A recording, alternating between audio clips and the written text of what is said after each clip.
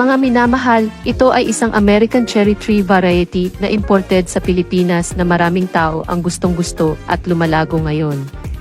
Ang mga cherry ay madilim na pula, kapansin-pansin, at may matamis, sariwa, masarap na lasa na gusto ng lahat. Ito ay lalong madaling lumaki, madaling alagaan at may napakagandang ani. Maaari mo itong itanim sa isang palayok at ilagay ito kahit saan, sa hardin o sa isang maliit na sulok ng balkonahe.